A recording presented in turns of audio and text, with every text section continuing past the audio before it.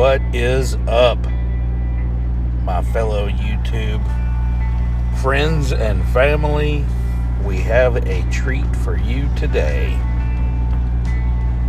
Today we're going to be literally driving through history. This is Donner Pass. Not this. Well, this is, I guess, the start of Donner Pass right here. We slept. I'll catch you up here as we climb toward Donner. We left San Francisco, drove. We didn't have very much time left when we left, so we got out of Chase Center and had to lay the hammer down. Ran until we absolutely ran out of hours and stopped at this little ramp. Got a warning from CHP at like 6 o'clock this morning. It's now 2 in the afternoon. Got a warning from CHP that we can't park there because we were 6 inches over the line and we had to move. So, got a warning to file in our book. At least it wasn't a ticket. The guy was really nice, I'll say that. It was for a police officer who was hell-bent on writing tickets. He was a good dude. But check out this scenery, man. This place, it is a I don't know what you call it. It's a sheep in wolf's clothing here. It's so beautiful in the springtime and in the fall, like now, it's October. But, interestingly enough, this pass, the Donner Pass, is named after the Donner Reed Party, which back in 1847, they decided, they were on their way from Illinois to California, and they decided they were going to take a shortcut called the Hastings Cut. Word was it was shorter. Turns out it was longer, tougher, and not only that, it was October. And there were 87 men, women, and children that left Illinois, and they traveled westward along the California Trail. They decided to take the newly promoted cut, and it proved to be absolutely disastrous. Now you look out here, and you don't think anything, but there was no Interstate 80. This was a wagon trail. Like, these people were in a wagon. Looking out on the edges and down in these little valleys, if you're in a wagon, holy smokes. You know, they had a winter storm warning and it dropped some snow. That's what this snow is right here. Dropped some snow the day before yesterday.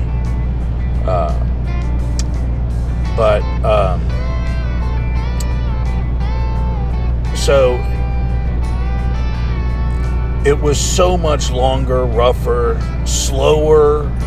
You can imagine trying to climb these freaking treacherous inclines. They're just long, really long, trudging inclines. Now, we're going the opposite direction that the party was going. So they would have had a different, so keep that in mind. But it was October of 1846. Early and heavy snowfall trapped the group near what is now Donner Lake. You're going to see that as we get down toward the bottom of the pass. The lake, you'll see, through the trees. But they got trapped and near that lake, and I'll show you where Truckee is. You'll see a green sign. That's Truckee, and that is where they got trapped. They ran out of food, extreme cold, hunger. Over the course of several months, many of them died from starvation and exposure. And some eventually reached California in 1847. But the survivors resorted to cannibalism to stay alive. They were eating the dead. I mean, this is as bad as it gets if you're a pioneer.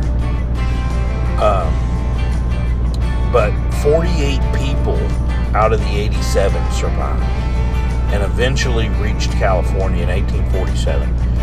The tragedy stands as one of the darkest and most haunting episodes of westward expansion, and it serves as a powerful reminder of the perils of unpreparedness, the limits of human endurance, and the dangers of overconfidence when facing the unknown. Now, you look out here, this place is amazing.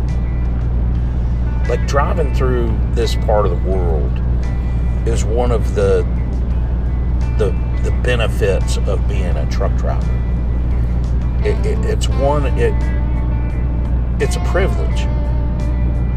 It really is, to be able to see and smell and touch and feel so many different parts of the country. And that's what, my channel really is all about. Bringing all of these different places to you. The thing that I haven't been able to do is to connect,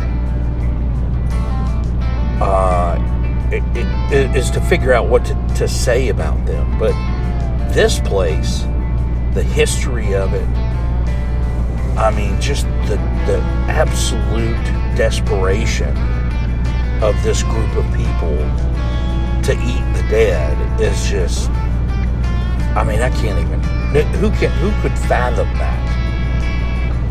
To think that you have to resort to that. And, just looking out over, like, when we come through here, this area, these hilltops, as you come up over the hilltops, and you can just see all the way across these valleys. It is so pretty out here. The evergreens mixed with this rocky terrain.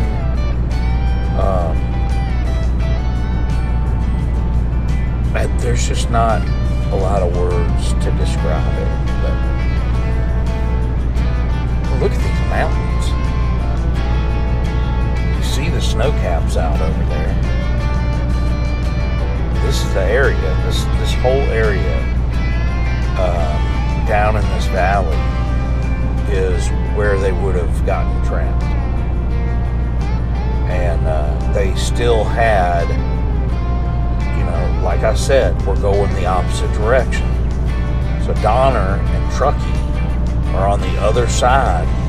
They still had to go up and over and up over the summit of this thing to get to California. And it's a long, slow, trudging incline to get to the other side. But this same region that witnessed the Donner Party tragedy is also known for its amazing, breathtaking natural beauty. It's located in the Sierra Nevada near Truckee, California. It's a place of stunning alpine scenery and historical significance. The pass sits at an elevation of about 7,000 feet, offering panoramic views of granite cliffs, evergreen forests, and sparkling Donner Lake below. In early season, Donner Pass displays a different kind of beauty.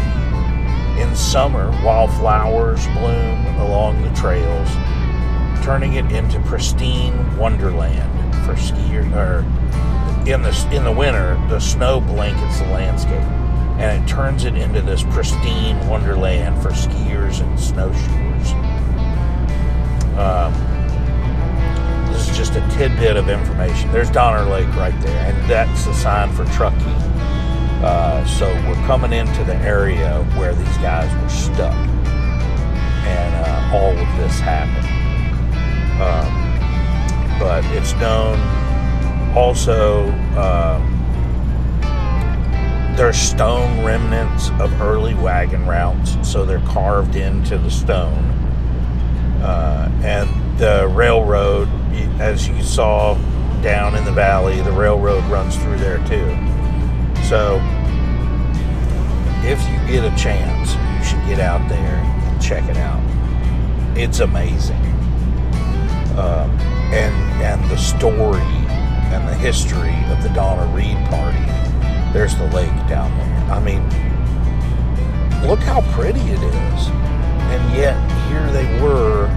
And I can tell you, 2 years ago, I was out here, and it dumped 60-something inches of snow over a weekend. The Sierra Nevada range is no joke. Like, it's nothing to play around with. So, and we are right in that kind of pocket. You know, it's October right now when we're going through here. It was October when they got stuck. So that snowstorm just dusted and left like maybe 4 or 5 inches of snow. Something like that. Back in 1847. Like, these guys don't have Patagonia jackets with micro fleece and all this stuff. These guys are wearing fur, animal fur coats. You know, like, just imagine being stuck down there and you don't have a regular coat, you don't have anything.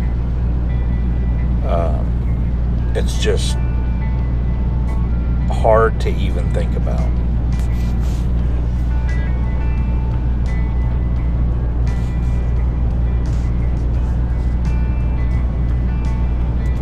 But I really enjoyed this drive. I'm glad y'all were able to come along with me on this ride.